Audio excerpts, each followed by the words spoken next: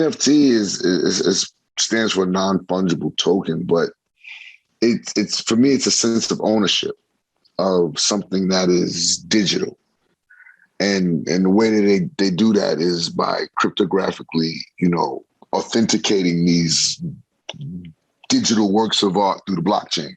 And I know that all sounds like a bunch of mumbo jumbo, but the best way I can describe it is to put it in layman's terms, maybe simplify it a little bit, is think of it as like, it's kind of hard because it's its own thing, to kind of explain. But there are things similar, but not quite like. So maybe you could take trading cards kind of and put that into some type of understanding of what it could be, but not actually, because, the artist or the owner doesn't get paid in perpetuity for the resale.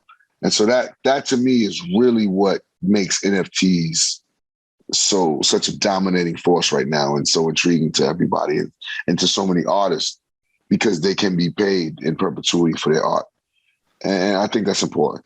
Okay. So, one application of NFTs is kind of the ability for artists to get paid the equivalent of like a royalty. Like a royalty, yes. And from some of the interviews I've seen you do, you talk about kind of the challenge the music artist has trying to get paid these days, right? Like, especially with like the Spotify's and the Apple Music's all on subscription, that it's so low.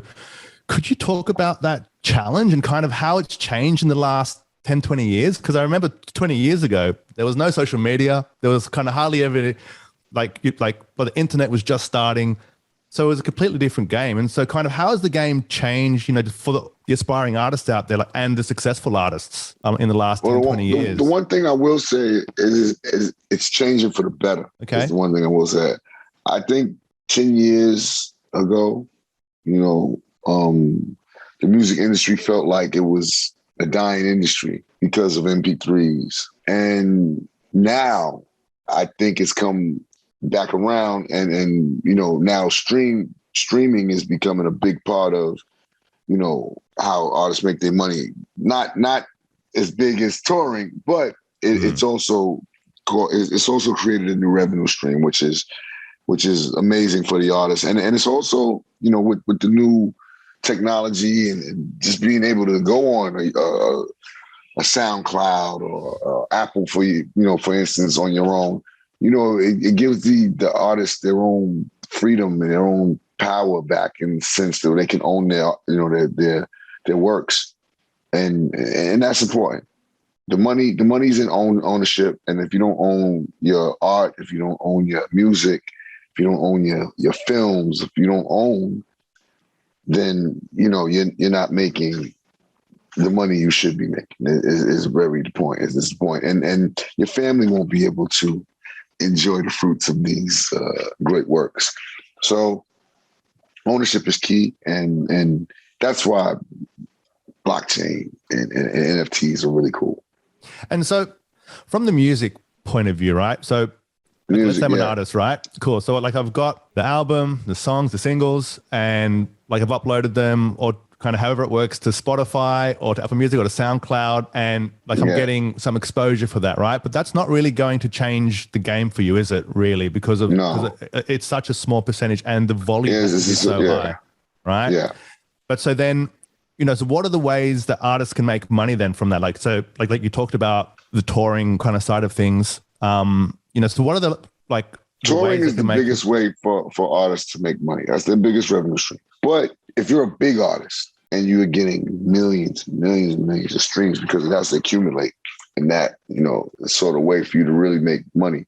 But if you're a big artist and you're doing that, you're making good money off the streams. You should be making more money off the streams, but you'll be making good money. And that just wasn't a revenue stream that was available 10 years ago, and so you still have your old ways of distributing your music, which, can be through MP3. Well, I wouldn't say the old way, because only other way is vinyl these days. There's no CDs, there's no anything. But when you put your stuff on Apple Music and stuff, it kind of has the feel of when you purchase it, like an ownership, like you own it as an item. But that's kind of what NFTs are. owning something on a digital ledger that's, yours. Okay, so let's say that I'm an artist, right? So what are the kind of things I can put basically onto the blockchain as an NFT that I can start to make some money from or some royalties from? Yeah, it can be anything. Music, it can be art, it can be film, clips. People are really expanding what an NFT can be. At Flipkick, what we do physical NFTs, and it's just an amazing process that we're able to authenticate physical works for artists, and now they can get paid, a royalty forever and ever, and their families can eat. So it's all new. We're all kind of wrapping our head around what the fuck is going on. But I think it's Me too, by the way. Me too, by the way. Yeah, I'm still because I get blockchain. I get Bitcoin, like I got some Bitcoin, some Ethereum and all that jazz. But NFTs is this new thing. It's like where you own the digital rights to something, and that actually means something in terms of ownership. Well, and there's only one. When you go further down the NFT rabbit hole, you'll find, things like community and utility and a different sense of ownership, almost like a country club membership type of thing, What do you mean by that? Like, I'm interested because I haven't heard that before. So if you've ever been a part of any of these PFP projects, like a Bored Ape Yacht Club or CryptoPunks or Rumble Kongs, which I love very much, or, there's so many of them, the Degens, I Am Degen, I like those guys too. But you become part of these clubs, and it's kind of like a country club for investment. It's like a really cool country club for a nice investment group of whoever owns this particular project. And it's almost like you become a part of these clubs, and the object is for everyone inside the club to get rich and make each other, successful through being a part of this thing that we're all part of. So, like I said, once you go down the rabbit hole, you'll discover community, you'll discover utility, and it's a really cool thing when you go down that rabbit